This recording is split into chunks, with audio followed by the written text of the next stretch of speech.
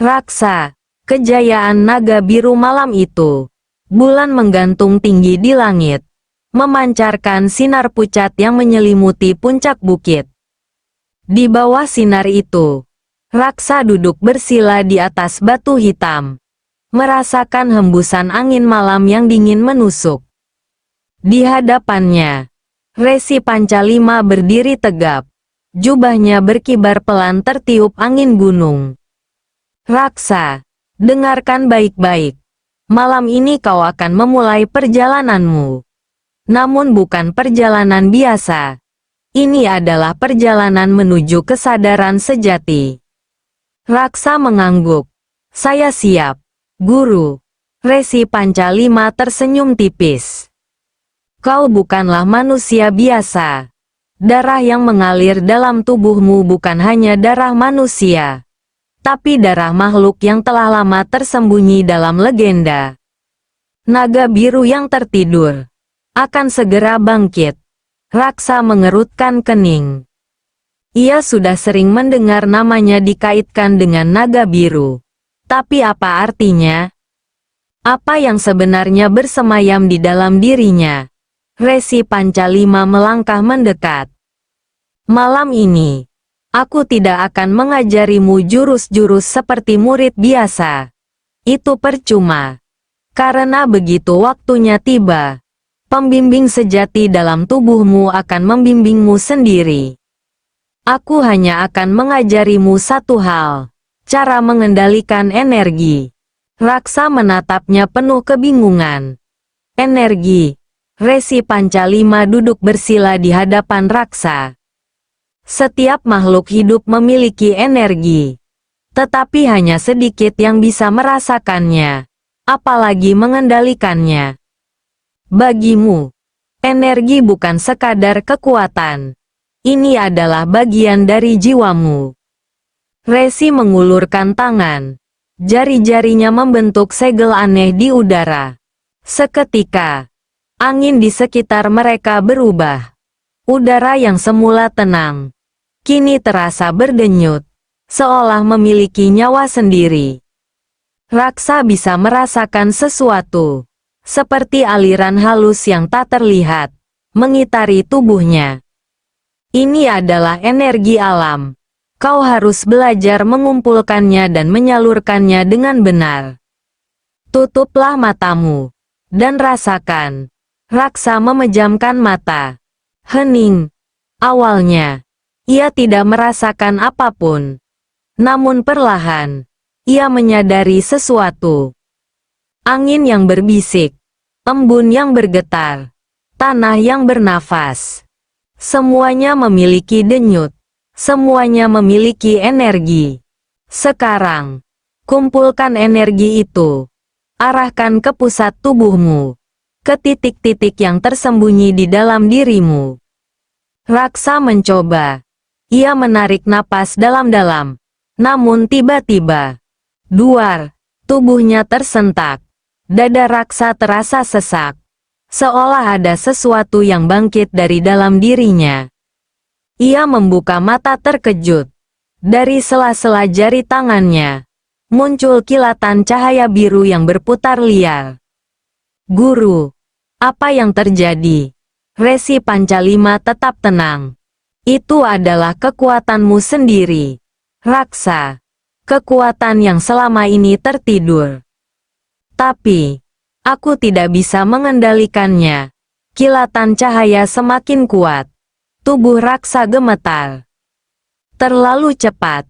Jika dibiarkan, tubuhnya bisa hancur sebelum naga biru bangkit. Resi Pancalima langsung melesat, menekan kedua telapak tangannya ke punggung Raksa. Tenangkan hatimu.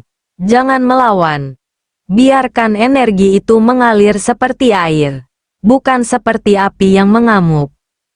Raksa mencoba mengikuti perintahnya. Perlahan, ia mengatur napas. Ia tidak melawan energi itu. Ia membiarkannya mengalir. Dan tiba-tiba, cahaya biru itu mulai mereda. Raksa terengah-engah. Peluh membasahi dahinya. Bagus. Resi Pancalima menarik napas lega.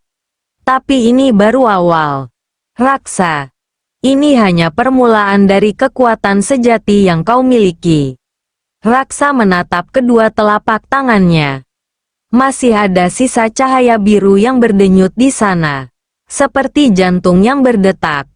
Apa sebenarnya yang bersemayam di dalam dirinya? Ia belum tahu. Tapi satu hal pasti. Naga biru dalam darahnya telah mulai terbangun. Raksa, cahaya naga biru fajar mulai menyingsing di ufuk timur. Cahaya keemasan perlahan merayap ke puncak bukit, menghangatkan embun yang masih menggantung di dedaunan. Di atas batu hitam yang dingin, Raksa duduk bersila dalam keheningan, tenggelam dalam semedinya. Ia tak bergerak, tak bernapas dengan tergesa. Tubuhnya begitu tenang, seolah telah menjadi bagian dari alam. Resi Pancalima berdiri tak jauh darinya, memperhatikan dengan saksama. Bagus. Kesadarannya sudah mulai menyatu dengan energi alam. Malam tadi, Raksa hampir kehilangan kendali atas kekuatan yang mulai bangkit dalam dirinya. Tapi kini, tubuhnya terlihat lebih tenang. Namun, ini baru awal. Resi Pancalima memejamkan mata, merasakan aura yang mulai merembes keluar dari tubuh Raksa. Dan saat itu juga, langit yang semula tenang tiba-tiba bergetar. Dedaunan di sekitar mereka berguguran, udara mendadak terasa berat. Seolah ada sesuatu yang besar dan kuno yang sedang bangkit dari dalam tubuh Raksa. Naga biru. Resi Pancalima menahan napas. Aura Raksa semakin kuat. Dan kemudian, duar, cahaya biru meledak dari tubuh Raksa, membentuk pusaran angin yang berputar ganas, menyapu tanah dan bebatuan di sekitarnya.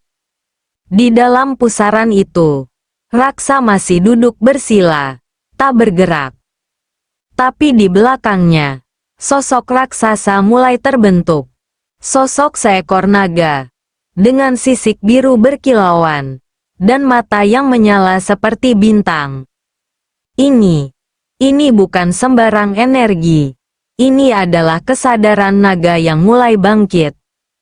Resi Pancalima segera menguatkan tubuhnya agar tidak terdorong oleh pusaran energi. Raksa, kendalikan kesadaranmu. Tapi Raksa tak menjawab. Ia tetap duduk dalam semedinya, seolah tak menyadari apa yang sedang terjadi. Tiba-tiba, sosok naga biru itu membuka mata dan menatap Resi Pancalima tajam. Tatapan yang begitu dalam, seolah menembus ke dalam jiwa. Ini bukan sekadar latihan. Ini adalah kebangkitan. Saatnya semakin dekat. Dan Raksa harus siap sebelum naga biru sepenuhnya bangkit. Resi Pancalima menarik napas dalam-dalam. Pagi itu, ia menyadari satu hal. Raksa bukan hanya titisan naga biru. Raksa adalah kunci bagi sesuatu yang jauh lebih besar dari yang pernah ia bayangkan. Kejayaan naga biru. Penguasa langit dan bumi Resi Pancalima berdiri mematung. Pikirannya terlempar jauh ke masa lalu. Ke zaman di mana legenda naga biru pernah mengguncang dunia. Saat itu, ia masih seorang murid muda di sebuah padepokan kecil. Mendengar cerita dari para tetua tentang sosok mahasakti yang tak tertandingi. Naga biru. Makhluk surgawi yang menjadi legenda. Di zaman dahulu, naga biru bukan sekadar mitos. Ia adalah penjaga keseimbangan alam. Makhluk yang dipercaya sebagai perwujudan kekuatan langit dan bumi. Selama ribuan tahun, naga biru menguasai angkasa. Sayapnya mampu menutupi matahari. Derap langkahnya mengguncang pegunungan. Teriakannya membelah langit. Dikisahkan, naga biru pernah turun ke dunia manusia dalam wujud seorang pendekar sakti. Namanya Prabu Jaya Wisantara, seorang raja yang memimpin kerajaan langit senja. Ia adalah manusia, tetapi darahnya mengandung kekuatan seekor naga. Satu tarikan napasnya bisa menumbangkan hutan. Satu hembusan anginnya bisa menahan ombak lautan. Dan satu gerakan tangannya bisa menggetarkan para raja. Selama berabad-abad, Prabu Jaya Wisantara memimpin dunia persilatan, menguasai jurus-jurus tertinggi yang hanya bisa dipelajari oleh mereka yang memiliki darah naga. Ia adalah pendiri perguruan langit senja, tempat para pendekar sakti berkumpul untuk mencari ilmu tertinggi. Namun, kejayaan itu tidak bertahan selamanya. Kehancuran kerajaan langit senja. Ketika dunia persilatan berada dalam kedamaian, datanglah sebuah ancaman dari kegelapan. Sekelompok pendekar sesat yang menamakan diri mereka Bayangan Hitam ingin menguasai ilmu-ilmu rahasia yang diwariskan oleh naga biru. Dipimpin oleh seorang tokoh misterius bernama Raja Kegelapan, mereka mulai menyerang perguruan dan kerajaan di seluruh penjuru negeri. Dalam perang besar yang dikenal sebagai Perang Seribu Malam, naga biru akhirnya turun tangan. Langit berubah gelap, awan menggelegar, dan dari angkasa, sesosok naga turun, membawa kilatan cahaya biru yang membelah bumi.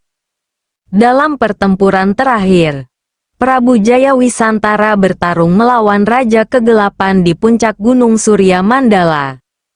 Pertarungan mereka berlangsung selama 7 hari 7 malam. Gunung itu hancur berkeping-keping, tanah bergetar, sungai mengering, dan lautan bergolak. Pada akhirnya, Prabu Jaya Wisantara mengorbankan dirinya untuk menyegel Raja Kegelapan di dalam pusaran energi langit. Tapi dengan menghilangnya Prabu Jaya Wisantara, kerajaan langit senja pun runtuh. Perguruannya dibakar, ilmu-ilmunya tersebar, dan dunia kembali ke dalam ketidakseimbangan. Sejak saat itu, tidak pernah ada lagi yang mengetahui keberadaan titisan naga biru. Sampai malam ini, Resi Pancalima menatap raksa yang masih duduk bersila. Darah naga itu telah kembali, dan kini, ia harus memastikan raksa siap sebelum kegelapan bangkit kembali.